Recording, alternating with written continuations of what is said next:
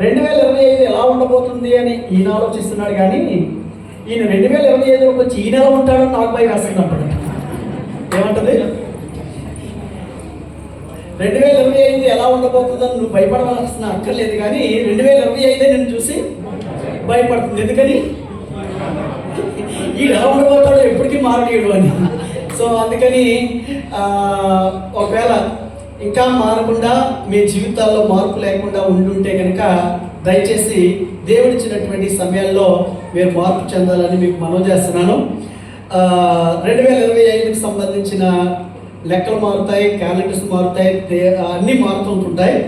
అందుకని ఒకవేళ క్యాలెండర్ కూడా మాటలు వస్తే కనుక ఎలా ఉంటుంది? ఏమనంటుందంటే, వీడు క్యాలెండర్ మార్చుకుంటున్నాడు కానీ క్యారెక్టర్ మార్చుకోవట్లేదు. సో అందుకని మీరు క్యారెక్టర్ కూడా మార్చుకోవాలని ప్రభు పేరిట మీకు మనవి చేస్తున్నాను. మీకు కొన్ని తలంపులు నేను ఈరోజు చెప్తాను. దేవుడు నా నోట ఉంచినవి, నా ముందుకు తీసుకొచ్చిన తలంపులు నిర్మోహమాటంగా మీకు నేను బోధించడానికి ప్రయత్నం చేస్తాను. కొత్తవంటే అందరికి ఇష్టంగానే ఉంటాయి, అవునా కదా? చెప్పండి. కొత్తవంటే అందరికీ ఇష్టంగానే ఉంటాయి, దేవుడికి మరీ ఇష్టం.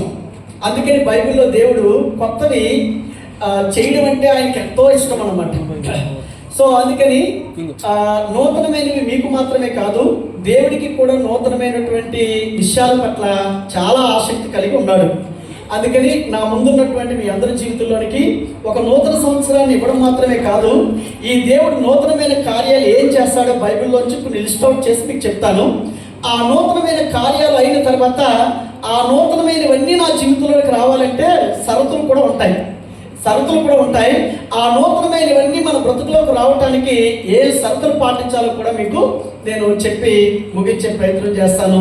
నెంబర్ 1, దేవుడు నూతనమైనవి ఏం చేస్తాడు అని అంటే కనుక, ఆయన నూతనమైనవి ఏం చేస్తాడంటే కనుక చూడండి, ప్రకటన గ్రంథం 22వ అధ్యాయం. బైబిల్ లేని వాళ్ళు పక్కనున్న వాళ్ళకి బైబిల్ చూపించండి. ఎందుకంటే బైబిల్ చూడడం అనేది అది మంచి అలవాటు. ప్రకటన గ్రంథం 21వ అధ్యాయం 5వ వచనం నేను చదువుతున్నాను. అప్పుడు సింహాసనాసీనుడై ఉన్నవాడు, ఇదిగో సమస్తమును నూతనముగా చేయుచున్నానని చెప్పాను. దేవుడు ఏం చేస్తాడంట? చెప్పాలి. నూతనమైనవి మనుషులైన మీకే కాదు, సృష్టికర్త అయిన దేవుడు కూడా నూతనమైనవి చేయడం అంటే, సమస్తము నూతనంగా చేయడం అంటే ఆయన మరీ ఇష్టం. అందుకనే మన బ్రతుకులోనికి నూతన దినాలు, నూతన సంవత్సరాలు, నూతన వాగ్దానాలు, నూతనమైనటువంటి ఆశీర్వాదాలు ఎన్నో మనకి దేవుడు దయచేస్తూనే వస్తున్నాడు. అందుకు నూతనమైనవి ఇచ్చే దేవుడిని మనం కలిగి ఉన్నాం కాబట్టి ఈ నూతనమైన దేవుడు ఏం చేయబోతాడో కొన్ని సంగతులు మీకు నేను చెప్తాను.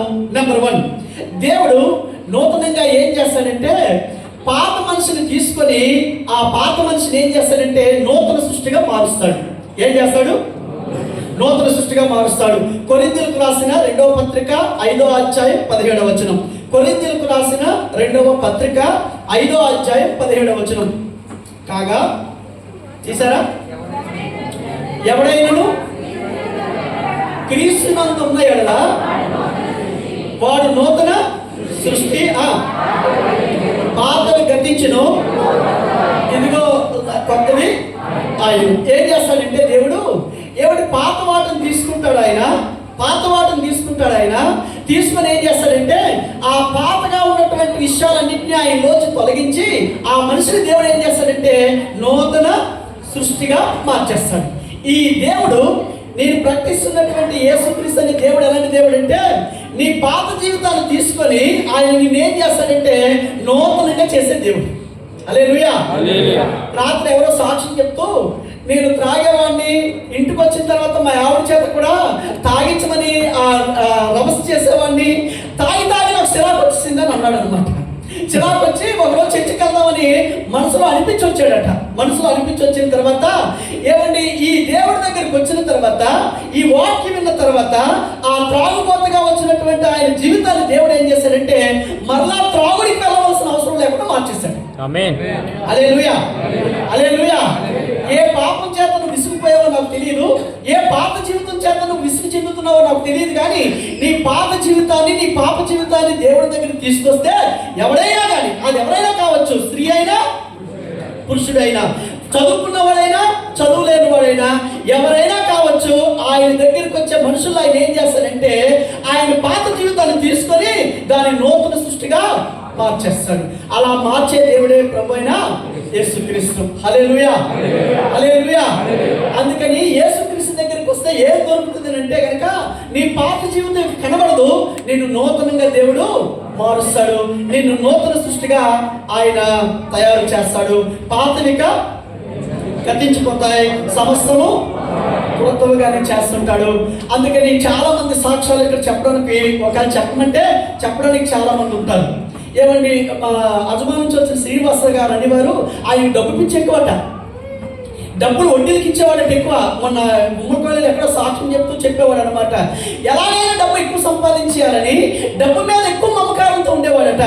కానీ ఇప్పుడు యేసుప్రభు దగ్గరికి వచ్చాక, ఏమంటే యేసుప్రభులోకి వచ్చాక, యేసుక్రీస్తు తన జీవితంలో మార్చాక ఇప్పుడు డబ్బు అంటే అసలు ఇష్టం లేదట. డబ్బు గురించి పెద్ద పట్టింపే లేకుండా బతుకుతున్నాడట. ఎందుకంటే నాకు దేవుడు దొరికాడు కాబట్టి, దేవుడు నా జీవితానికి వచ్చాడు కాబట్టి. నేను మరలా చెప్తున్నాను, ఇక్కడ ఉన్న వాళ్ళు ఎవరికైనా కానీ నీ పాత జీవితానికి, నీ పాప జీవితానికి ఫుల్ స్టాప్ పెట్టి నువ్వు కొత్తగా బతకాలనుకుంటే ఈ లోకంలో ఏది నిన్ను కొత్తగా చేయలేదు. నిన్ను కొత్తగా మార్చి నిన్ను నూతనంగా తయారు చేసే దేవుడే ప్రభువైన యేసుక్రీస్తు. హల్లెలూయా, హల్లెలూయా. నీ తప్పు జీవితమైనా, ఎంత రోత జీవితమైనా, ఎంత పాప జీవితమైనా, ఈ లోకంలో నీ జీవితం ఎంత కష్టపట్టిందైనా ఆయన దగ్గరికి తెస్తే ఆయన ఏమంటాడంటే బూడిదకు ప్రతిగా పూదండని ఇస్తాను అంటాడు. ఏం చేస్తానంటాడు? ఏ మనిషికైనా మీరు బొచ్చుడు బూడు తీసుకెళ్ళి ఈ బూడు తీసుకొని అని ఇచ్చి దాన్ని ఏమైనా మార్చమంటే ఏమైనా మార్చగలడా? మార్చలేడు. కానీ బైబిల్ దేవుడు ఏమంటాడంటే నీ బూడిదకు ప్రతిగా నేనేం చేస్తాను, నీకు పూదండనిస్తాను. చదువుతారా మాటలు? చదువుతారా? యెషయా గ్రంథం 61వ అధ్యాయం. యెషయా గ్రంథం 61వ అధ్యాయం తీయండి. ఆ మంచి మాటలు ఉంటాయి, 2-3 వచనాలు. బూడిదకు ప్రతిగా పూదండను, ఆనంద తైలమును, భారభరితమైన ఆత్మకు ప్రతిగా స్తుతి వస్త్రమును నాకు ఇచ్చుటకును ఆయన నన్ను పంపి ఉన్నాడు. నేను చదువుతున్నాను చూడండి పిల్లరా. యెహోవా యెహోవా మన దేవుని ప్రతిదండన దినమును ప్రకటించుటకును, దుఃఖాక్రాంతులందరికీ ఓదార్చుటకును, సియోనులో దుఃఖించు వారికి ఉల్లాస వస్త్రములు ధరింపజేయుటకును, బూడిదకు ప్రతిగా పూదండను. ఏ మనిషి అయినా ఈ భూమి మీద నీ జీవితం బూడిద పాలైపోయి, బుగ్గు పాలైపోయి ఇక నువ్వు కోరుకోలేని స్థితిలో ఉంటే కనుక అలాంటి బుగ్గు పాలైన జీవితాన్ని, బూడిదైన జీవితాన్ని ఈ ప్రభు ఏం చేస్తాడంటే అందమైనటువంటి పూదండగా తయారు చేసి అలంకారప్రాయంగా నేను ఉంచుతాడు దేవుడు. హల్లెలూయా, హల్లెలూయా. ఏమంటే ఇందాక ఒక ఫ్యామిలీ వచ్చి సాక్ష్యం చెప్పారు ఇక్కడ. ఇందాక ఒక ఫ్యామిలీ వచ్చి సాక్ష్యం చెప్పినప్పుడు భార్య ఏమో పాట పాడారు, ప్రత్యేకమైనటువంటి పాట. ఆ పాట పాడినటువంటి ఆ ఫ్యామిలీలో భర్త ఏమో అన్యుడు. ఏమండి, ఈవిడేమో చిన్నప్పటి నుంచి క్రైస్తవురాలు అయ్యి దేవుడు నమ్ముకున్న తర్వాత ఆయనకి భయపడి ఉండాలని కాదని చెప్పి దేవుడి గురించి ఎవరికీ చెప్పకుండా, ఆవిడ విశ్వాసాన్ని కూడా బయటకు చెప్పుకోకుండా అలాగే ప్రార్థన చేస్తుండేది. అయితే ఆయన ఈ దుబాయ్కి వచ్చినప్పుడు, ఈ దుబాయ్లో కొన్ని పరిస్థితుల్లో చిక్కుకుపోయినప్పుడు ఏం చేయాలో దిక్కుతోచలేనప్పుడు తన భార్య చిన్న సువార్త చెప్పిందట. ఇన్ని మాటలు చెప్తున్నారు కదండి, ఎంత సువార్త ప్రకటిస్తున్నారు కదా, లేదా ఇన్ని దేవుడి దగ్గరికి తిరుగుతున్నారు కదా, ఇన్ని చేస్తున్నటువంటి మీరున్న పరిస్థితుల్లోంచి బయటకు రావడానికి చిన్న ప్రార్థన మోకరించి దేవుడికి చేసుకోండి అని చెప్పిందట. రాత్రి మాట్లాడుతూ ఆయన మన ఉమ్మపేలో సాక్ష్యం చెప్తూ చెప్పారు. ఏమన్నారంటే ఇక అదే చివరిసారిగా మాట్లాడి ఆ రాత్రి భార్యతో ఇక చచ్చిపోదాం అనుకున్నాడట. ఈ పరిస్థితుల్లోంచి నేను బయటకు రాలేను ఆయన మనసులో అనుకుని ఆ రాత్రి మాట్లాడుకుంటున్న మాటల్లో ఏమంటే తన భార్య సలహా ఇచ్చిందట, దేవుడే పరిస్థితులన్నింటినీ మార్చే దేవుడు అని చెప్పి. ఆయన ఎందుకైనా మంచిది భార్య చెప్పింది కదని ఎవరు ఇంట్లో లేరని ఒంటరిగా మోకరించి దేవుణ్ణి చిన్న ప్రార్థన చేశాడట. ఉదయానికి గొప్ప జవాబును దేవుడు ఇచ్చాడు. హల్లెలూయా, హల్లెలూయా. అందుకని ఈ రోజున నా ముందున్నటువంటి మీ జీవితాలు, ఎవరి జీవితాలైనా నీ చేతులారా బూడిద పాలు చేసుకొని, బుగ్గు పాలు చేసుకొని విలువ లేకుండా చేసుకుంటే అలాంటి విలువలేని జీవితాన్ని ఆయన దగ్గర తీసుకొని వచ్చి ఆయన ముందు పెట్టగలిగితే ఆ జీవితానికి విలువనిచ్చే దేవుడు. బైబిల్లోనే ఒక ఆయన ఉన్నాడు, ఆయనకి 2000 దెయ్యాలు పట్టాయి. 2000 దెయ్యాలు పట్టినాడు. ఒక దెయ్యం పెడితేనే మనం ఎక్కడ ఆపలేము. అలాంటి 2000 దెయ్యాలు పట్టినాడు. పరిస్థితి ఎలా ఉంటుందో చూడండి. రాయి తీసుకొని కొట్టుకుంటున్నాడు, బట్టలు చెప్పుకుంటున్నాడు, సమాధులు అంటే కాపురం ఉంటున్నాడు. ఏమండి ఊర్లో ఎవరు కూడా ఆయన వల్ల నెమ్మది పొందట్లేదు. కేకలేస్తున్నాడు, అరుపులు అరుస్తున్నాడు, కుటుంబానికి కానీ సమాజానికి కానీ నెమ్మది లేని పరిస్థితులు చేస్తుంటే ఎవరితో మనం చచ్చిపోతున్నామని చెప్పి తీసుకొచ్చి తాళ్ళుతో కడుతుంటే ఆ తాళ్ళు చెప్పి మరి వాడు ఏం చేస్తున్నాడంటే బేభత్సం సృష్టిస్తున్నాడు. అలాంటి బ్రతుకులో ఉన్నటువంటి ఒక ఆయన దగ్గరికి యేసుక్రీస్తు ఆ రోజుల్లో భూమి మీద ఉన్నారు. భూమి మీద ఉన్న రోజుల్లో ఏం చేశాడంటే ఆయన ఉన్నటువంటి గెరాసేనీయుల దేశానికి ఆయన వెళ్ళాడు. వెళ్ళిన తర్వాత అపవిత్రాత్మ చేత బాధపడుతున్నటువంటి ఆ వ్యక్తిని చూసి జాలిపడి, అపవిత్రాత్మ ఈ వ్యక్తిని విడిచిపెట్టి వెళ్ళిపో అన్నాడు. అనగానే అవి దేవుడి ముందుకు వచ్చి గడగడ వడుకుతూ ఏమన్నాయంటే, ఈయన వదిలిపెట్టి వెళ్ళిపోమంటున్నావు, మరి పందుల్లోకి వెళ్ళిపోమంటావా అని అడిగితే ప్రభు అన్నాడు, వెళ్ళండి పందుల్లోకి అని చెప్పాడు. అప్పుడు ఈ వ్యక్తిని విడిచిపెట్టి అవి పందుల్లోకి వెళ్ళిపోయిన సంగతిని మీకు తెలుసు కొంతమందికి. అయితే వెళ్ళిపోయిన తర్వాత ఇప్పుడు వీడేమైపోయాడంటే బుద్ధిమంతుడు అయిపోయాడు, బట్టలు కట్టుకున్నాడు, స్వస్థచిత్తుడై ప్రభు పాదాల దగ్గర కూర్చొని ప్రభు వెంట పడుతూ మారిపోయేటట్టుగా బైబిల్ లేఖనాల్లో మనకు కనబడుతున్నాయి. ఈ బైబిల్ దేవుడు ఎలాంటి పాడైపోయిన జీవితానైనా, భ్రష్టుపట్టిన జీవితానైనా, ఎలాంటి చెడిపోయిన జీవితానైనా ఆయన బాగు చేసే దేవుడు. అందుకనే ఆయన ఏం చేస్తాడు ఒక మనిషిని అంటే కనుక నూతన సృష్టిగా మారుస్తాడు. నేను ఈ మాటలు నేను ఏదో పైకి బైబిల్లో ఉన్న మాటలు నేను చెప్పట్లేదు. మా జీవితాలు కూడా ఒకప్పుడు అలాంటి అధ్వాన స్థితిలో ఉన్నప్పుడే ఈ దేవుడు మాకు దొరికాడు. నా పేరు కూడా వెంకటరమణ. నేను కూడా తిరుపతి వెళ్ళి గుండ్లు కొట్టించుకొని ఎన్నో పూజలు చేసిన వ్యక్తినే. యేసు ప్రభు మన దేవుడు కాదని, అమెరికా దేవుడని ఎన్నోసార్లు ఆయన విమర్శించిన వ్యక్తినే. కానీ ఆ దేవుడు నా గుండెల్లోకి వచ్చిన తర్వాత, నన్ను మార్చిన తర్వాత ఆ దేవుడు ఎంత ఉత్తముడో రుచి చూసుకొని మీకు ఈ విషయాలు చెప్తున్నాను. ఎవరి జీవితాన్నైనా ఆయన పాడైపోయినటువంటి జీవితాల్ని బాగు చేసే దేవుడు. హల్లెలూయా. అందుకని ఎవడైనా క్రీస్తునందు ఉన్నాయా వాడు నూతన సృష్టి. యేసుకు బయట నూతనంగా తయారవ్వలేరు, ఇంకా మీరు పాడైపోతారు. యేసుకు బయట ఏదో ఇస్తారు, మమ్మల్ని లోకం పిలుస్తుంది, ఏమి ఇవ్వదు, ఇంకా మిమ్మల్ని ప్రశ్నలు తయారు చేసి వదిలేస్తుంది. లోకాన్ని యేసు ప్రభువారికి బయట ఈ లోకంలో ఏది ఉండదు, అంతా మిమ్మల్ని పాతాళానికి తొక్కేస్తుంది. ఈ బైబిల్ దేవుడిలోని సమస్యలు నూతనంగా తయారవుతాయి. ఈ దేవుడు మాత్రమే నూతనంగా తయారు చేయగలిగిన దేవుడు. ఎలాంటి బ్రతుకునైనా ఆయన బాగు చేసి బలపరిచే ఉత్తమమైనటువంటి కార్యాలు యేసు ప్రభు మాత్రమే చేయగలిగిన దేవుడు. కాబట్టి ఈ సాయంకాలం వేళ ఈ సంగతులు మీరు గ్రహించాలని మీకు నేను మనవి చేస్తున్నాను.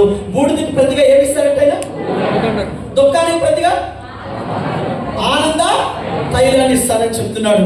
నీ బ్రతుకు దుఃఖమే అయిపోయిందేమో, ఏడవడానికి దుఃఖపడడానికి ఎన్నో కారణాలు ఉండొచ్చేమో. అలాంటి కారణాలతో నువ్వు దేవుడి దగ్గరికి వస్తే ఆ దేవుడు ఏం చేస్తాడంటే ఆ దుఃఖానికి ప్రతిగా నీకు ఏం చేస్తాడంటే ఆయన ఆనందాన్ని ఇస్తాడు. అందుకే బైబిల్లో ఒక భక్తుడు అన్నాడు, నా దుఃఖాన్ని నాట్యంగా మార్చాడు అని. ఏం మారుస్తాడైనా? దేవుడి దుఃఖాన్ని, దుఃఖభరితమైన జీవితాన్ని ఆయన ఏం చేస్తాడంటే నాట్యంగా మార్చే దేవుడు. అది ఈ దేవుడు ఒక్కడికే సాధ్యం. ఈ దేవుడు ఒక్కడే చేయగలిగినటువంటి కార్యం. ఒక రోజున రోల్స్ రాయ్ కారు కొనుక్కున్నటువంటి ఒక ఆయన రోడ్డు మీద వెళ్ళిపోతున్నాడట. రోడ్డు మీద వెళ్ళిపోగానే కారు ఆగిపోయింది. అది కొత్త టెక్నాలజీ కాబట్టి ఆయనకి ఏం అర్థం లేదు, ఏం చేయాలో తోచక ఏమైనా టెక్నీషియన్కి ఫోన్ చేశాడట. మీరు ఇచ్చిన కారు పలానా దగ్గర ఆగిపోయింది అనగానే అప్పుడు వాళ్ళ లొకేషన్ తీసుకొని, అడ్రస్ తీసుకొని, మా టెక్నీషియన్ రావడానికి కనీసం 2 గంటలైనా ఆ లొకేషన్ రావడానికి టైం పడుతుంది అనగానే మరి ఇంకేం చేస్తానని చెప్పి కారు కొనుక్కున్న ఆయన రోడ్డు మీద వెయిట్ చేస్తున్నాడు, ఏమీ చేయలేక. అలా చేయలేకుండా రోడ్డు మీద వెయిట్ చేస్తుంటే ఈలో ఒక ఆయన ఓ కారు మీద వచ్చి ఆగి అన్నాడట, ఏమైంది బ్రదర్ అన్నాడట. ఏమైంది అంటే కొత్త కారు షోరూమ్ నుంచి తెచ్చుకుంటున్నాను, నీ కారు ఆగిపోయింది మధ్యలోనే అన్నాడట. అంటే మీ పర్మిషన్తో దాన్ని ఏమైనా చేయమంటారని అడిగాడట. అడిగితే ఇది కొత్త టెక్నాలజీ కారు అయ్యా, నీకేం తెలుసు, నాకే తెలియదు, టెక్నీషియన్ వస్తానన్నాడు, అప్పుడు దాకా నేను వెయిట్ చేస్తానంటే కొంచెం నన్ను భరించండి, నాకు కొంచెం అవకాశం ఇవ్వండి అంటే కనుక సరే బాగు చేయగానే ఏదో చేయన్నాడట. అనగానే ఆయన ఏమో బోనెట్ ఏదో ఓపెన్ చేసి అలా ఏదో చూసి లోపలికి వెళ్ళి స్టార్ట్ చేయమన్నాడట. అప్పుడు స్టార్ట్ చేసేసాడట, వెళ్ళి స్టార్ట్ అయిపోయిందట. వెంటనే దిగి ఓనర్ అడిగాడట, ఏంటి సార్ మీరు ఇలా చేస్తారంటే అప్పుడు ఆయన అన్నాడట, ఈ కారును కనిపెట్టుకోండి నేనేనా బాబు అని చెప్పాడట. ఏమన్నాడు? ఈ కారు తయారు చేసుకుని నేనే, దీనికి ఎక్కడెక్కడే ఉంటుంది అన్నది నాకే తెలుసు, నేనే బాగు చేయగలను. ఈ రోజు నీ జీవితాన్ని మీ అమ్మ బాగు చేయలేదు, మీ నాన్న బాగు చేయలేరు, నీ ఫ్రెండ్స్ బాగు చేయలేరు, నీ సోషల్ మీడియాలో ఉన్న ఏ ఫ్రెండ్స్ నీ జీవితాన్ని బాగు చేయలేరు. ఎందుకంటే వాళ్ళు నిన్ను సృష్టించలేదు కాబట్టి. నిన్ను సృష్టించిన సృష్టికర్తకే నీ టెక్నిక్స్ అంటే ఆయనకు తెలుసు, నీకెక్కడ ఏది చెయ్యాలో ఆయనకే తెలుసు.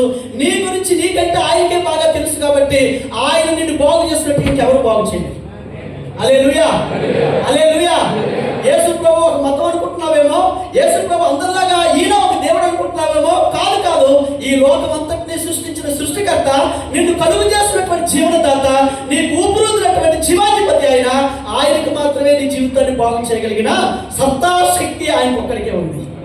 హల్లెలూయా, హల్లెలూయా. దేవునికి స్తోత్రం.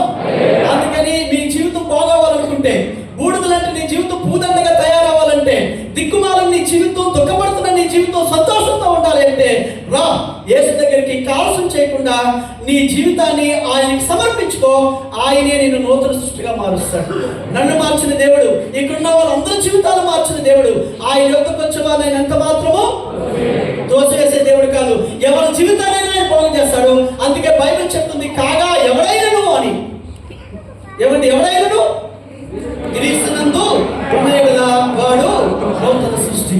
నీకు ఎక్కడి నుంచి అయినా నీ పాత జీవితం పోయి కొత్త జీవితం నూతనంగా తయారవ్వాలని ఆశపడితే దేవుడు మాత్రమే నీ జీవితాన్ని తయారు చేయగలడని ఈ విషయాన్ని మీకు మనవి చేస్తున్నాను. ఇది నెంబర్ 1.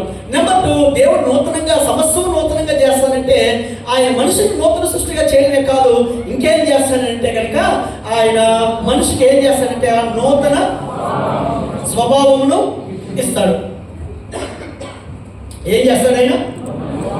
నూతన స్వభావాన్ని కలిగిస్తాడు. చదువుతారా? యెహెజ్కేలు గ్రంథం 36వ అధ్యాయం 26వ వచనం.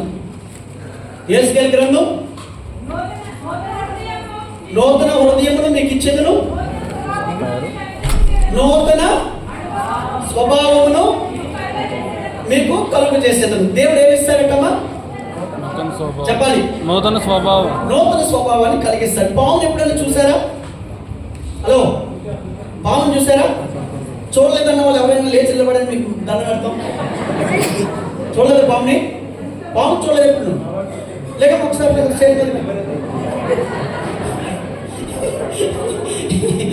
ఈవిడికి మెగాబాలతో తీసుకెళ్ళి పావులు ఉంటాయి, చూపించండి.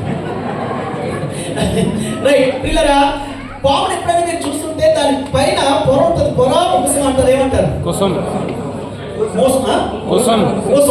కోసం. ఏం చేస్తుందంటే పాము సంవత్సరానికి 2-3 సార్లు అయినా తన కుసాన్ని ఏం చేస్తుందంటే వదిలేస్తుంటది, అది మార్చేసుకుంటుంది. మీరు జీవితాంతంలో ఏమంటే ఎప్పుడైనా చూడండి, సంవత్సరానికి 2-3 సార్లు తన కుసాన్ని వదులుకుంటుంది, కానీ లోపల ఉన్న విషయాలు మాత్రం ఒకసారి కూడా మార్చుకోదు, ఒకసారి కూడా వదులుకోదు. మీరు కూడా ఇలాంటి పండుగలు వచ్చినప్పుడు బయట రంగులు మార్చుకోవచ్చు. కలరు, జుట్టు ఒక తెల్లబారిపోతుంటే దాని కలర్లు మార్చుకోవచ్చు. ఏమండి, బయట ఉన్నటువంటి మార్పులు ఎన్నో చేసుకోవచ్చేమో, కానీ మీ అంతరంగంలో మార్పులు చేసుకోవడం మీ వల్ల కాదు. జీవితకాలం అంతట్లో పాము బయట దాని కుసాన్ని ఎన్నోసార్లు మార్చుకోగలుగుతుంది, కానీ లోపల ఉన్న విషయాన్ని ఒక్కసారి కూడా మార్చుకోలేదు. ఈ రోజున మీకు ఈ విషయాన్ని చెప్పనివ్వండి. పాముకేమో తెల్ల విషయం ఉంటుంది, తేనెకేమో తోకల విషయం ఉంటుంది, కానీ మనిషికి నిలువెల్ల విషయమే. మేము డిసెంబర్ 2వ తారీఖున ఒక ఆట ఆడించాం. కొంతమందికి ఏమండి పార్క్ వెళ్ళి కొంచెం కలిసి అందరం కూడా పార్క్ వెళ్ళి అక్కడి నుంచి క్యారల్ చేద్దామని చెప్పి అబుదాబికి వెళ్ళినప్పుడు అక్కడ కొన్ని ఆటలు ఆడించాం. పాపం చాలా బాగా ఆడారు వీళ్ళంతా కూడా. ఆటలు ఏంటంటే కనుక అందరూ రౌండ్గా తిరగాలి. రౌండ్గా తిరిగి ముగ్గురంటే ముగ్గురు జట్టు కట్టాలి, ఇద్దరంటే ఇద్దరు జట్టు కట్టాలి, ఏడుగురంటే ఏడుగురు జట్టు కట్టాలి. ఇలా ఆడేటప్పుడు ఏం చేసేవారంటే 7 ఉన్నాం అనుకోండి, 5 ఉన్న టీం ఏం చేసేవారంటే ఇంకో 5 కోసం పరిగెత్తి వెళ్ళి ఆ లాక్కొని కల్పించుకునేవారు. ఏమండి, ఇలా ఉండేది. ఉన్న తర్వాత ఒకవేళ ఈ 7 ఒక టీంగా ఉన్న తర్వాత తిరిగిన తర్వాత 3 ఉన్నాం అనుకోండి, తోసేసేవారు మనుషుల్ని. ఇంటికి వచ్చాక రొనాల్డో ఏమన్నాడంటే, మీరు ఆడించిన ఆటల నుంచి నేను ఒకటి నేర్చుకున్నాను పాస్ గారు, అవసరమైతే మనిషి ఎలా కలుపుకుంటాడో, అవసరం లేకపోతే ఎలా తోసేస్తారు. ఆయన తోస్తే పాపం 700 కలిపి, వీళ్ళేమో 7 అందరూ ఉన్నారు, నేను 6 ఉన్నాను. అందుకని వీళ్ళందరూ ఏం చేశారంటే ఆయన తోస్తారు అనమాట. ఆయన ఏమన్నారంటే, ఇంటికి వచ్చిన తర్వాత మనిషి అవసరమైతే ఎలా కలుపుకుంటాడో, అవసరం లేదనుకుంటే ఎలా తోసేస్తాడు. ఈ ఆటతో నాకు బాగా అర్థమైంది అన్నమాట. మళ్ళీ చెప్తున్నాను, అది అన్నే కావచ్చు, తమ్ముడే కావచ్చు, ఫ్రెండ్సే కావచ్చు, స్నేహితులే కావచ్చు, ఎవరైనా కావచ్చు. నీ అవసరం ఉంది అనుకుంటే నేను కలుపుకుంటాను, నీ అవసరం లేదనుకుంటే తోసేస్తాను. ఇది మనుషులకున్న నైజం. మనుషుల స్వభావం ఎప్పుడు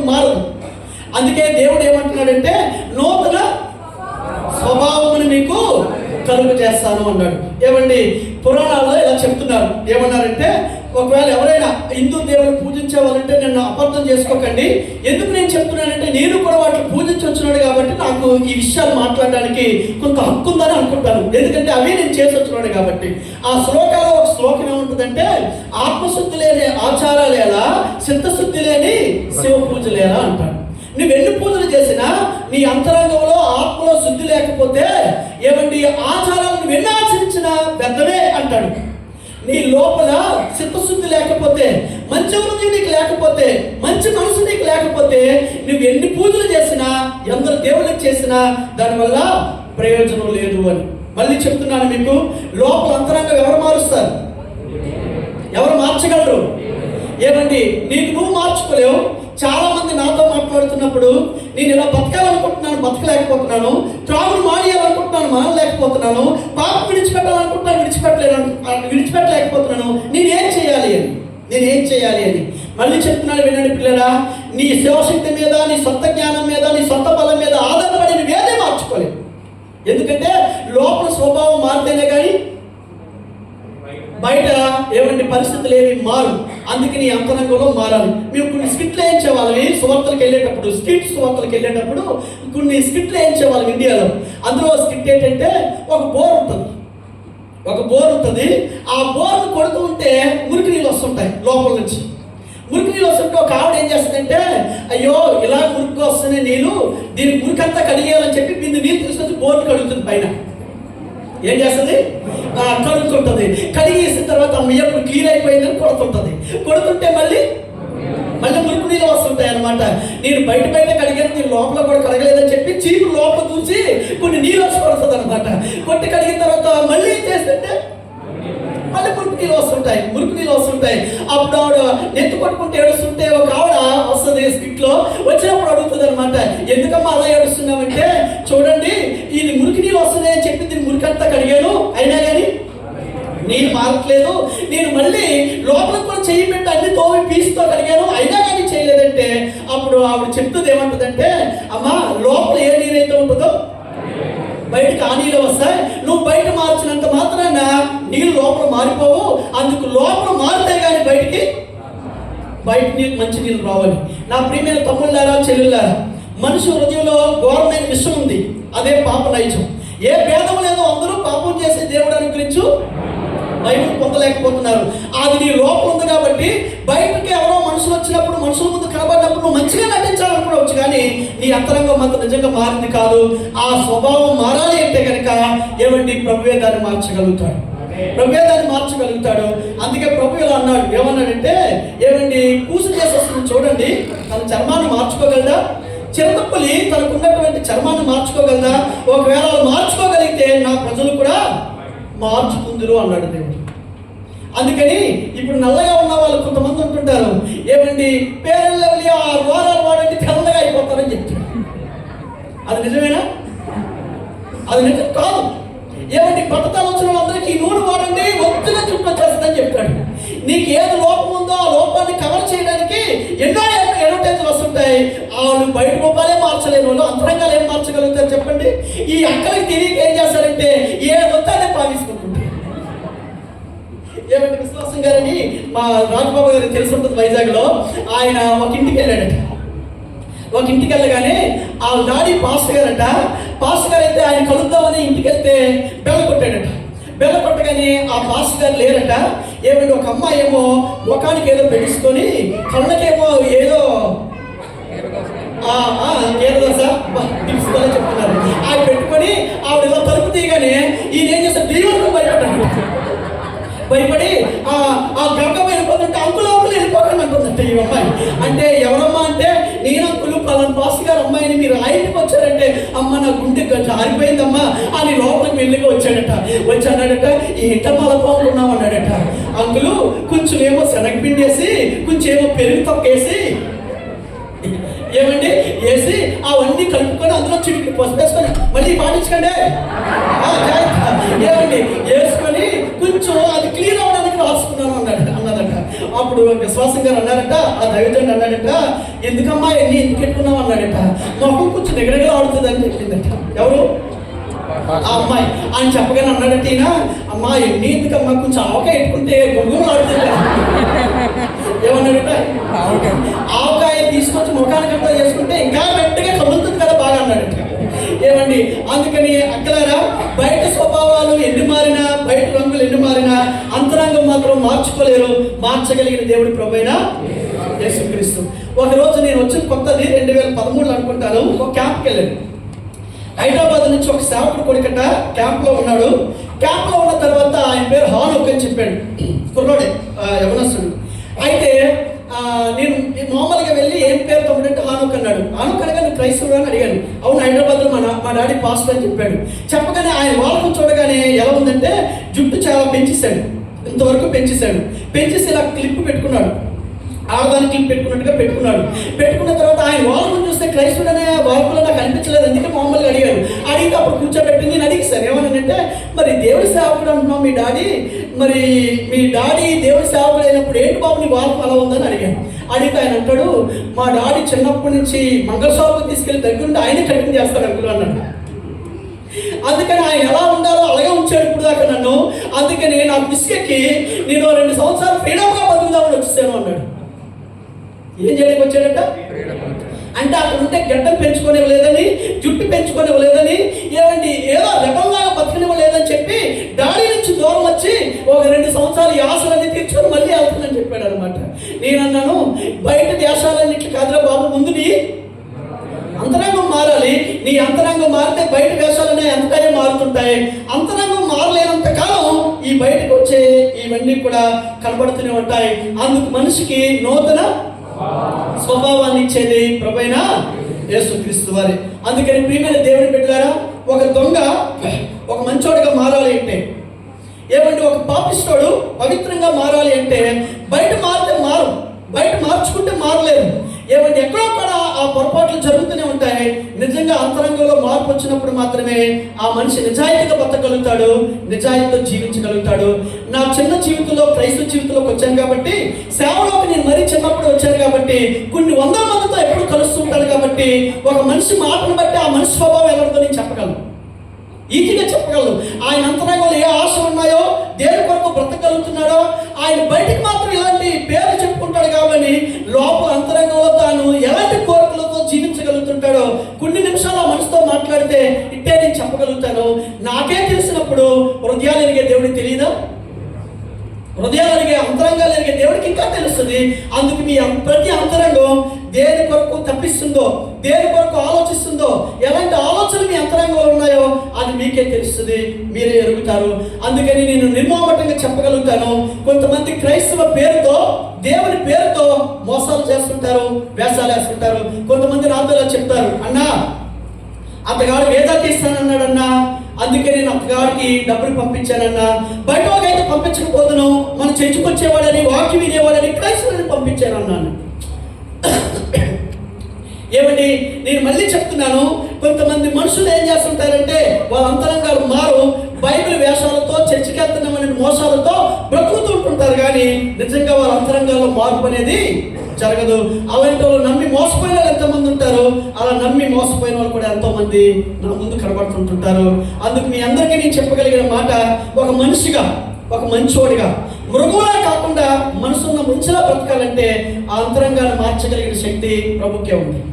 ప్రభు మాత్రమే మార్చగలుగుతాడు. ఇది నెంబర్ 2. నెంబర్ 3 ఏం చేస్తాడంటే ఆయన ఏమంటే నూతన, నీకు అక్కడే చదివించాను, నూతన హృదయమును నీకు కలుగు చేసేదను. పిల్లరా, హృదయం మారితే ఆ అన్ని రకాలైన పాపాలకు కేంద్రం ఏంటి? హృదయమే. హృదయం అన్నిటికంటే మోసకరమైంది, ఘోరమైన వ్యాధి కలది. ఇక్కడ ఎంతమంది హృదయం లేకుండా ఉన్నారు? హృదయం లేని వాళ్ళు ఎవరైనా ఉన్నారా? ఏమంటే అందరికీ హృదయం ఉంది, అందరికీ కూడా హృదయం ఉంది. ఆ హృదయమే పాపాల పుట్ట. అందులో నుంచే మనిషిని పాడు చేసేవి ఎన్నో వస్తుంటాయి. అందులోనే ఎన్నో దుర్మార్గ ఆలోచనలు వస్తుంటాయి. ఎలాంటి ఆలోచనలు వస్తాయి చెప్పిన, ఎవరైనా మనుషులు వస్తే కనుక ఏమండి వాక్యాలు వస్తాయి, అందులోంచి పాటలు వస్తాయి. ఎందులోంచి? సెల్ ఫోన్లు వచ్చి. ఎవరు లేకపోతే ఇంకేమొస్తాయో మీకే బాగా తెలుసు, ఇంకేం చూస్తారో మీకే బాగా తెలుసు. అందుకని మనుషుల ముందు ఎలా నటించాలో మీ హృదయం మీకు నేర్పుతుంటుంది. కొంతమంది అమాయకత తల్లిదండ్రులు ఏమంటారంటే మా పిల్లడు ఆడుతో కలిసి తిరగడం వల్ల పాడైపోయి. లేదు, ఆయన పాడు చేసే పాపం కేంద్రం మనసులోనే ఉంది. ఆ మనిషి ఎదుగుతున్న కొద్ది ఈ ఆలోచనలు కూడా ఎదుగుతూనే ఉంటాయి, ఆ మనిషిని పాడు చేస్తూనే ఉంటాయి. అందుకని బైబిల్ వాక్యం ఇలా చెప్తుంది. ఏమండి, ఏం చెప్తుందంటే కనుక హృదయం అన్నిటికంటే మోసకరమైంది, ఘోరమైన వ్యాధి కలిగింది. అలాంటి వ్యాధి కలిగినటువంటి హృదయం నీ గుండెలోనే ఉంది కాబట్టి అందుకే ఆయన అన్నాడు, నీ రాత గుండెని తీసివేసేస్తాను, మాంస గుండె పెడతానని చెప్పాడు. గుండెకి ఆపరేషన్ చేస్తానన్నాడు దేవుడు. ఏమంటే కఠినమైనటువంటి పాపపు హృదయాన్ని తీసివేసి ఆయన మనిషికి ఏం చేస్తానన్నాడంటే మాంస హృదయాన్ని పెడతానని చెప్పాడు. మనిషికి కఠినత్వం ఉంది.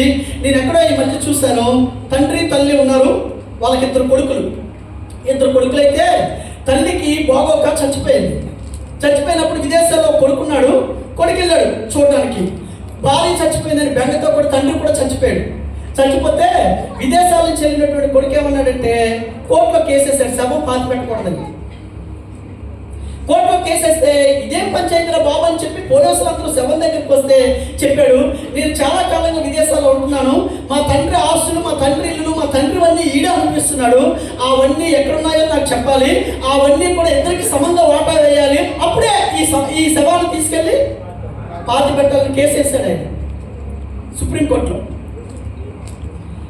నన్ను కనిపించినటువంటి నా తల్లిదండ్రులు అయిపోయారని చెప్పి బాధ కానీ మనసులో కొంత ఏమంటే ఇది కానీ లేకుండా దేని మీద ఉందా ఆయన హృదయం అంతా, ఆశ అంతా ఆస్తుల మీదే ఉన్నాయి మనుషులు హృదయాలన్నీ కూడా. మనుషు హృదయం చెడిపోయింది, అది క్రూరత్వంతో నిండిపోయింది, జాలి దయ దానికి ఉండట్లేదు. అందుకే దేవుడు అన్నాడు, రాతి గుండెను తీసివేసి మాంస హృదయాన్ని మీకు పెడతానని చెప్పుకొచ్చాడు. ఈ చచ్చిపోయే దగ్గర ఏడుస్తారే దొంగేడుపులు ఇవేమి నమ్మకండి. కొంతమంది తల్లిదండ్రులు నేను చెప్తే ఏడడానికి ఎవరు లేడని బాధపడిపోతారు. వీళ్ళు ఏమండి చచ్చినప్పుడు ఏడ్చే ఏడుపులని నిజమైన ఏడుపులు కావు, అవన్నీ దొంగ ఏడుపులు. ఒక స్టోరీ చెప్తారు వినండి. చర్చకొచ్చినటువంటి ఒక పిల్లడు ఒక 10-15 సంవత్సరాల వయసులోనే చాలా మంచి పరిచయం చేసేవాడు, సేవకులకు అందుబాటులో ఉండేవాడు, చచ్చిపోగానే చర్చ అంతా వెళ్ళి అమ్మో ఎంత మంచి పిల్లడమ్మో, ఎంత మంచోడో, ఎంత మంచిగా అందరినీ పలకరించేవాడో, అన్ని పనులు ఎంత బాగా చేసేవాడో అని ఏడవడం మొదలు పెడితే ఈలోగా వాళ్ళ అమ్మ వచ్చింది, వీళ్ళందరూ వచ్చి ఏడవడం మొదలు పెడుతున్నారు. ఆ ఏడుస్తుంటే ఈలోగా వాళ్ళ అమ్మమ్మ వచ్చి ఏడుతుందట, ఏమిరా నీకు బదులు నీ చచ్చిపోయినా బాగుండేది, ఇంత తక్కువ వయసులో నువ్వు చచ్చిపోయావురా నాయనా బాబా అని ఏడుస్తుందట. ఈలోగా పాస్టర్ గారు వచ్చారు, మరి దేవుడు చిత్తం ఇలా జరిగింది, ఇంకేం చేస్తాం, సమాధి చేద్దామని చెప్పి సమాధికి అంతా రెడీ చేసి ఆ పిల్లని ఏమో కడిగి ఆ బాక్సులో పెట్టి ఆఖరి మీద దగ్గరలోగా లేచిపోయాడట. ఎవరు? ఈ పిల్లవాడు. లేచిపోగానే అందరూ అవక్కైపోయి అమ్మో లేచిపోయాడు అని చెప్పి అందరూ అడుగుతున్నారట. ఏమడుగుతున్నారంటే, ఏమిరా బాబు ఏమైంది, సుమారు 12 గంటల పాటు మా మధ్య నువ్వు లేవంటే, అవునమ్మా నేను దేవుడి దగ్గరికి వెళ్ళాను, మీలో ఎవరు ఏడిచారో ఏడుపులు, దేవుడు ఆ ఏడుపులన్నీ వినన్నాడు, నువ్వు చచ్చిపోవడం మంచిది కాదురా, ఇంకా కొంత సేవ చేయాలంటే నువ్వు వెళ్ళి సేవ చేయి, నీకు బదులు ఎవరో ఒకటి పంపించాను. ఏమన్నాడు? ఎవరో ఒకటి పంపించాడు అనగానే ఇప్పుడు అందరూ వచ్చారంట, నీకు బదులు ఎవరు చచ్చిపోతారా బాబు, మీ అమ్మ ఉంది, ఏముంది మీ అమ్మ ఉంది, ఆవిడే ఎక్కువ ఏడ్చింది, నీ బదులు నీ చచ్చిపోయిన బాగుందని అందుకని ఆవిడ ఇల్లు అడగా బాగున్నారట. అప్పుడు వెళ్ళన్నారు, అమ్మమ్మ ఇక్కడున్న వాళ్ళందరిలో నువ్వే ఎక్కువ వయసు కలిగిందానివి, నువ్వు చచ్చిపోవడమే న్యాయం, అందుకని నువ్వు ఏడ్పినే దేవుడు నన్ను పంపించేదేమో, అందుకు నాకు బదులు వెళ్ళిపోయా అమ్మమ్మ అన్నట్టు. అమ్మ కూడా తాతకి ఎవర్రా వాళ్ళు కొడుతారు ఎవరు అడుగుతున్నారు. తాత వంట కోసం అంటుందా, మరణం అంటే భయం కోసం అనుకుంటా. ఎవరు నడిచింది? నీ బదులు నీ చచ్చిపోయిన బాగున్నా మనిషి ఇప్పుడు ఏమంటుంది, తాతకి అన్నం ఎవరు వండుతారా అంటుంది. తాతకి అన్నం కోసం కాదు, ఈవిడ ఆయన బదులు మరణించవలసి వస్తుందని మాటలు సాకులండి. అందుకని చచ్చినప్పుడు ఏడ్చే ఏడుపులని దొంగ ఏడుపులే, అవే ఏడుపులకి ఏమి నమ్మొద్దు ఎవరు కూడా. అందుకని చచ్చిపోతే ఎవరిని ఏడుస్తారు ఏడని ఆటల కోసం చూడకండి, ఎందుకంటే మనిషి హృదయం ఘోరమైన వ్యాధి కలదు, అది మంచిది కాదు. నా బైబిల్ ఎంతో స్పష్టంగా చెప్తుంది, ఈ లోకంలో ఎక్కడా లేని జ్ఞానం ఇందులో ఉంది. ఏ మనిషి ఎలా అంటాడో, సహోదరుడు ఎలా అంటాడో, ఏ వ్యక్తితో ఎలా వ్యవహరించాలో, ఏ వ్యక్తి జీవితం ఎలా ఉంటుందో ఈ బైబిల్ చదివితే అంతా మీకు బట్టబయలుగా ఉంటుంది. ఇది తెలియకే కొంతమంది ఏమంటారంటే, నా ఫేస్బుక్ ఫ్రెండ్స్ 10,000 మంది విరవేస్తాడు, నీకు చేయమంత కష్టం రానే 10,000 మంది వస్తారేమో,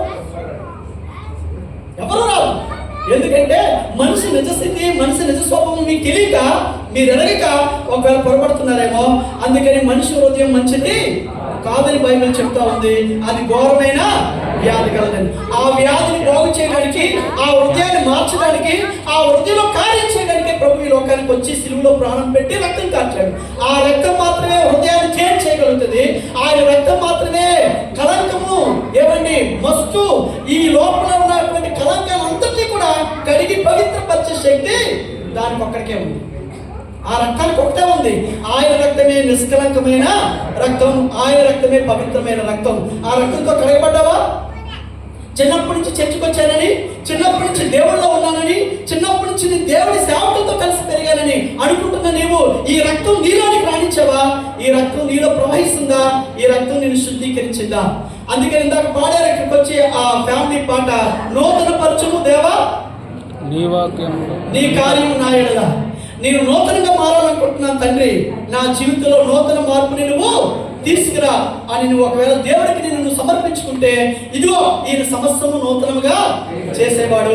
ఆయన యొద్దకు వచ్చే వారందరినీ కూడా ఆయన నూతనంగానే మారుస్తాడు. అందుకు ఆయన నూతన సృష్టిగా మార్చగలడు. నూతన స్వభావాన్ని మీకు ఇస్తాడు, నూతన హృదయాన్ని కూడా మీకు ఇస్తాడు. తర్వాత ఆయన నూతన బలాన్ని ఇస్తాడు. ఏమంటే యెషయా గ్రంథం 40వ అధ్యాయం 31వ వచనంలో ఏముందంటే, యెహోవా కొరకు చెప్పాలి, యెహోవా కొరకు ఎదురు చూచువారు నూతన బలము పొందుదురు. హల్లెలూయా, హల్లెలూయా. ఏమంటే దేవుడి కోసం ఎదురు చూసే వాళ్ళకి దేవుడు ఏమి ఇస్తాడంటే నూతన బలాన్ని ఇస్తాడు.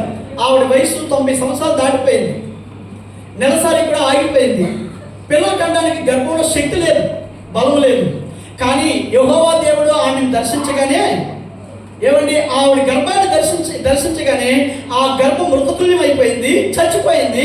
ఇక దానికి బిడ్డలకు అనే శక్తి కానీ బిడ్డలకు పెంపాలించే బలం కానీ ఆ గర్భసంచికి లేదు. కానీ దేవుడి బలం ఏం చేసిందంటే మృతతుల్యం అయిపోయినటువంటి ఆ గర్భసంచికి బలాన్ని, జీవాన్ని ఇచ్చింది. అలాంటి బలాన్ని ఇచ్చిన దేవుడే ప్రభువైన యేసుక్రీస్తు. ఒక ఆయన సమాధిలోకి వెళ్ళిపోయాడు, 4 రోజులు అయిపోయింది, కుళ్ళిపోయాడు. ఇక దానికి జీవింపజేసే శక్తి కానీ బలం కానీ అది నడిచాడే శక్తి కానీ ఆ శరీరానికి లేదు. కానీ జీవాధిపతి అయినటువంటి దేవుడు వెళ్ళి లాజరు బయటికి రాగానే ఆయన మళ్ళీ బలం పొందుకున్నాడు. మళ్ళీ సజీవులు ఉండే భూమి మీద తిరుగుతూ వచ్చాడు.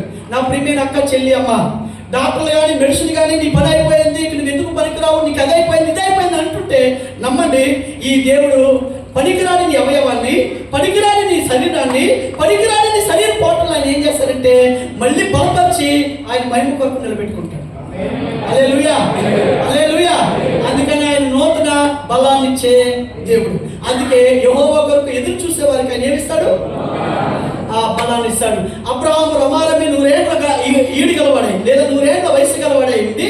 అప్పటికి మృతతుల్యమైనట్టు ఆలోచించడు. కానీ వాగ్దానం చేసిన వాడు నమ్మదగిన వాడు అని చెప్పి ఏం చేశాడంటే ఆయన ఏమండి ఆ వాగ్దానం మీద విశ్వాసం ఉంచి బలం పొందుకోగలిగాడు. ఆ బలం అబ్రహాముని సారాకి ఇచ్చిన దేవుడు. అందుకే ఈ రోజు కూడా ఆ దేవుడు మారని దేవుడు కాబట్టి ఆయన కొరకు ఎదురు చూసే వారికి ఆ బలాన్ని, శక్తిని ఆయన అనుగ్రహిస్తాడు. దేవునికి స్తోత్రం, హల్లెలూయా, హల్లెలూయా. అందుకని ఆయన నూతన బలాన్ని అనుగ్రహించే దేవుడు. ఈ దేవుడు నూతనంగా చేసే కార్యాలు ఏంటి అంటే ఒక మనిషి జీవితాన్ని నూతన సృష్టిగా మార్చగలడు, ఒక మనిషి జీవితంలో నూతన స్వభావాన్ని తీసుకురాగలడు, ఒక మనిషి జీవితంలో నూతన హృదయాన్ని ఇవ్వగలడు, ఒక మనిషికి నూతన బలాన్ని కూడా ఆయన అనుగ్రహించే దేవుడు. అంత మాత్రమే కాదు, ఆయన ఇలాగ తయారైన మనిషికి ఏం చేస్తాడంటే నూతన యెరూషలేమును కూడా ఇస్తాడు. హల్లెలూయా. ఏమిస్తాడు? నూతన యెరూషలేము. మా రాజుబాబు గారు 2 వారాల క్రితం మొన్నటో ఎప్పుడే కానీ చెప్పినప్పుడు నేను ఇశ్రాయేల్ దేశానికి వెళ్ళాలనుకున్నాను. ఇంకో కొంతమంది సాక్ష్యం చెప్పినప్పుడు ఏమన్నారంటే నేను ఇశ్రాయేల్ పనికి వెళ్దాం అనుకున్నాను, ఎందుకంటే దేవుడు పుట్టిన దేశం కాదని. అది పాత యెరూషలేము. అక్కడ అన్ని కలహాలు, కన్నీళ్లు, రక్తపాతం జరుగుతుంది. ఆ యెరూషలేము మంచిది కాదు. ఒక యెరూషలేము ఉంది, ఆ యెరూషలేమే పైనుంచి వచ్చే యెరూషలేము. దీనికి బైబిల్ చెప్తున్న పేరు ఏంటంటే నూతన యెరూషలేము. ఇప్పుడు భూమి మీద ఉన్న యెరూషలేముకి వెళ్ళినా వెళ్ళకపోతే ఏ ప్రాబ్లం లేదు. కానీ ఈ యెరూషలేముకి వెళ్ళకపోతే చాలా ప్రాబ్లం ఉంటాయి. అందుకే దేవుడు ఏమన్నాడంటే నూతన యెరూషలేముని నేను మీకు ఇస్తానని దేవుడు వాగ్దానం చేశాడు. ఎందుకంటే దేవుడు తన పిల్లలకి ఆయన ఏది ఇచ్చినా న్యూ ఇవ్వాలని ఆయన చూసుకునే దేవుడు. ఆయన నూతనమైందే అనుగ్రహించే దేవుడు. హల్లెలూయా, హల్లెలూయా. అందుకని నూతనమైనటువంటి యెరూషలేమును కూడా ఆయన అనుగ్రహిస్తాడు. మీరు నమ్మినా నమ్మకపోయినా నాకు తెలుసు, ఇక్కడున్న మనం అందరం కూడా ఏదో ఒక రోజు మరణిస్తాం. నమ్ముతారా? ఏంటో బాబు శుభం పలకరా పెళ్లి కొడుకు అంటే చెప్తామంటున్నాడు ఏంటి, ప్రస్తుతానికి అంటున్నారేమో. సరే, మీరు ఇప్పుడు కాకపోయినా ఒక 100 సంవత్సరాల తర్వాత అయినా 100 సంవత్సరాల దాకా ఉండండి, ఇక్కడ ఉట్టి కట్టుకోండి. ఏమండి, 100 సంవత్సరాల తర్వాత చనిపోతాం. ఈ లోకం మనకి శాశ్వతం కాదు. ఇక్కడ ఉన్నటువంటి ఈ లోకం ఏది మనకు ఉండదు. అయితే ఈ నూతన యెరూషలేమే శాశ్వత కాలం ఉంటుంది. ఈ నూతన యెరూషలేమే శాశ్వత కాలం వేరుపడి చేస్తుంది. అందులో నాకు దేవుడు స్వాస్థ్యం ఇచ్చాడు, అందులో నాకు భాగం ఇచ్చాడు దేవుడు. అది నూతనమైంది. అక్కడ మీకు తెలుసా, రోడ్లన్నీ బంగారంతో చేయబడ్డాయి. అక్కడ ఏముంది? శుద్ధ సువర్ణమయమై ఉంటుంది. అది ఏమంటే అక్కడ ఏముంటాయో తెలుసా? పాపం ఉండదు, శాపం ఉండదు, అక్కడ దుఃఖం ఉండదు, కన్నీరు ఉండదు, అక్కడ వ్యాధులు ఉండవు, బాధలు ఉండవు. అక్కడ అలాంటి లోకాన్ని దేవుడు ఏం చేస్తున్నాడంటే నాకు ఇస్తానని వాగ్దానం చేస్తున్నాడు. ఎవరైనా చెప్పాడంటే మీకు ఇవేమీ లేకుండా ఇచ్చే దేశాన్ని ఇస్తానని, ఇవేమీ లేని దేశాన్ని ఇస్తానని ఎవరూ చెప్పలేరు. కానీ నా ప్రభువైన యేసుక్రీస్తు చెప్పాడు, అక్కడ దుఃఖం లేదు, శాపం లేదు, అక్కడ వ్యాధులు లేదు, ఏమీ లేదు.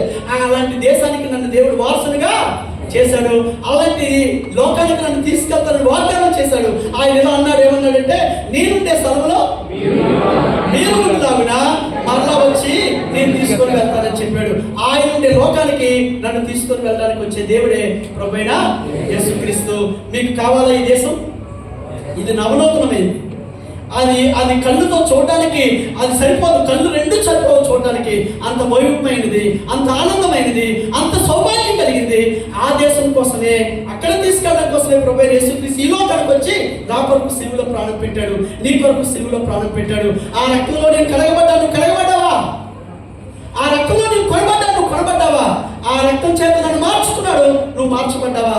అలా మార్చబడితే నిన్ను నూతన సృష్టిగా మార్చగలడు, నీకు నూతన స్వభావాన్ని ఇవ్వగలడు, నీకు నూతన హృదయాన్ని ఇస్తాడు, నీకు నూతన బలాన్ని ఇచ్చి నడిపిస్తాడు. ఈ లోకంలో ఈ లోకం విడిచిపెట్టి అక్కడ నూతన యెరూషలేములోకి నన్ను నిన్ను దేవుడు తీసుకుని వెళ్తాడు.